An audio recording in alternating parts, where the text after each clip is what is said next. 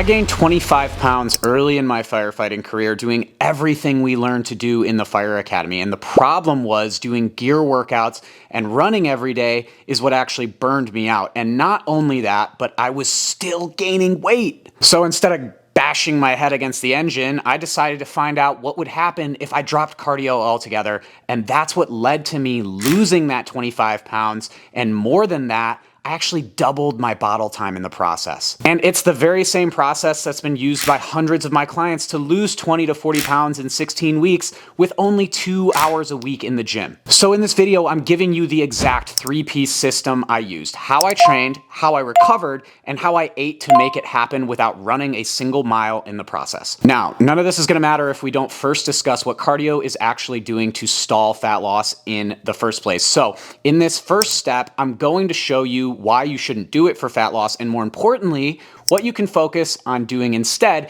so you can have the boys at the station catcalling you in the locker room while you're changing into your uniform.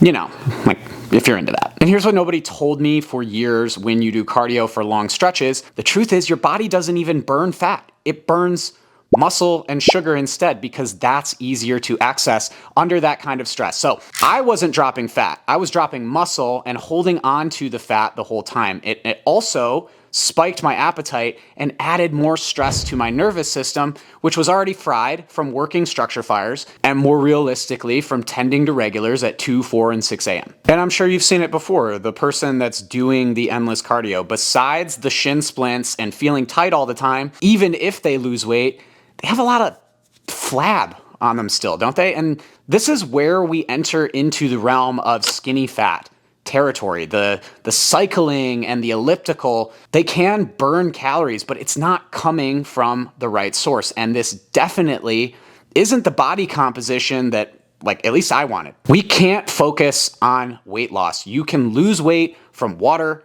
or bone density, and the goal should be fat loss specifically. So instead of falling into the trap of losing weight instead of losing fat, I replaced the cardio with an activity I knew would target my midsection. I dropped the cardio and started the walking. Oh yeah, you heard me right. I just focused on 10 to 12,000 steps a day. And this is with shift days included. And if you say you don't have a treadmill at your station, well, odds are I bet you have a bay. Walking keeps your body burning fat instead of muscle without spiking your appetite or wrecking your recovery in the process. And this was the fat loss hack that seems almost too simple to actually work, but there's no denying its efficiency. In fact, this is the exact thing I did with my client, Rob. He's the senior man on his career fire department who'd been stuck on fad CrossFit programs for almost 2 years. And what we did was we replaced his endless cardio with walking, and not only did his energy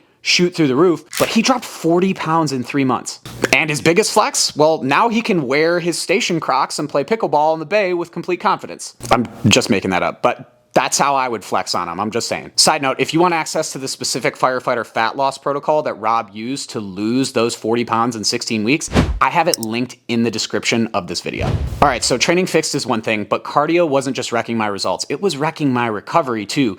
And at the same time, that didn't mean I shouldn't train at all. So next, I'm gonna show you the actual weightlifting routine I did to burn the 25 pounds off that only took me 2 40-minute sessions every single week. Here's the thing, excessive cardio doesn't just fight fat loss, it wrecked my ability to recover. My nervous system stayed maxed out, sleep got worse, and my motivation tanked. And when that happens, we start missing sessions, then we start missing weeks, and then we start quitting altogether for the next 4 months until the cycle repeats itself all over again. Inconsistency, as unsexy as it sounds, is what actually kills results. Not one bad workout.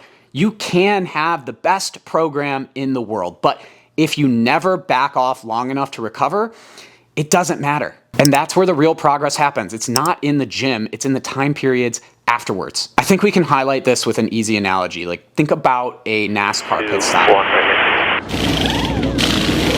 It looks like the car is losing ground while everyone else flies past it. But that stop is when the tires get changed, the car gets refueled, and small problems get fixed before they become catastrophic ones. If that driver refuses to pit because he's afraid of losing 30 seconds, he loses the whole race. I mean, right? Like, I think that's how it works. I don't know. I'm Not really into cars, which apparently is sacrilegious since I'm from the Motor City, but anyways, moving on. Your body works the same way. So skipping recovery doesn't put you further ahead. It just means you break down sooner instead of later. So here's what I did. And I have every client do the same thing now. We did 2 full body training days a week built around mobility and longevity instead of just sweat.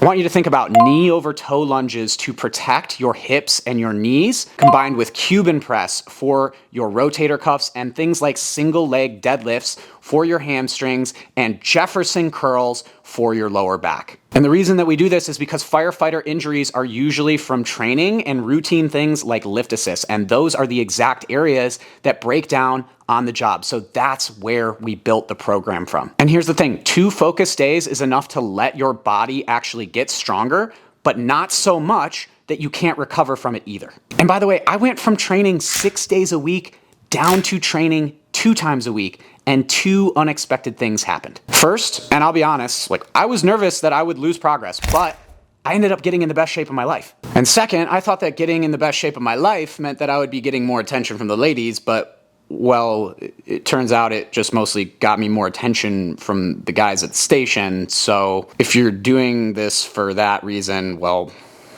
don't get your hopes up.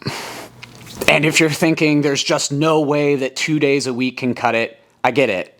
But that's the fitness industry BS that's been driven into our heads. In fact, my client Kyle used to think that 2 days a week couldn't be possibly enough either. He was training 6 days a week until that resulted in him getting a hamstring tear from overtraining, and it put him on workers' comp for 3 months. He switched to this recovery first approach, and then he got stronger than ever before and lost 140 pounds over the next year and a half when he combined it with a strong nutrition strategy that was designed specifically for the station. Which leads me into the next point, which is the thing that makes up 80% of fat loss, which is your nutrition. So next, I'm going to tell you why cardio makes this 10 times more difficult, but also the specific nutrition strategy I use to lose weight consistently, even during shift days when other people were cooking. Here's the problem. Cardio doesn't just burn you out physically, it wrecks your nutrition too. And all of that high intensity effort spikes hunger, which usually leads to overeating. So you eat back everything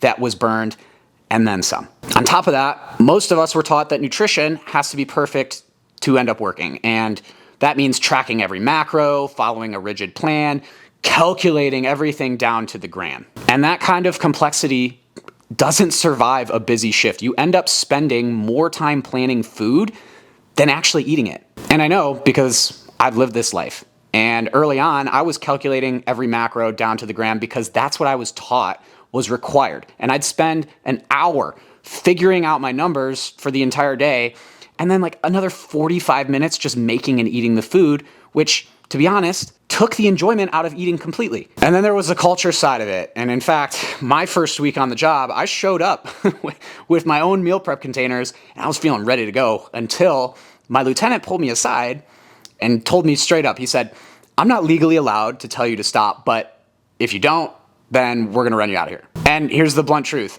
I wasn't in a position at that time to do anything about the call volume or the culture at my department. So I had to adapt to the changing conditions, just like the fireground. Instead of trying to be perfect, I decided I would track the 2 numbers that mattered most and let everything else go. The only things I focused on were my protein and my calories, and that's it. Obviously, I had to shoot for a calorie deficit to lose the fat, but the secret was not doing an extreme one, and I'm talking 300 to 400 calories. I found that when I did this, I could actually stick to it over the course of months without rebounding or burning out. And I'm serious, it's literally that simple. That's it. There's no macros, there's no meal plans, no fad diets. It doesn't matter who's cooking at the station or what the shift throws at you. If you plan around those 2 numbers, it can survive anything. And I'll tell you something that my first coach told me. He said, "Robbie, take the long road. It's actually faster. When you chase perfect, it gets you nowhere. Hitting your numbers most days will get you everywhere." And it didn't just work for me either. My client Raquel was already training and walking and doing the physical activity, pretty much everything else right, but her nutrition wasn't in place. So we put her on the same 2-number strategy, and she lost 30 pounds in 90 days, even though she's only 5'1".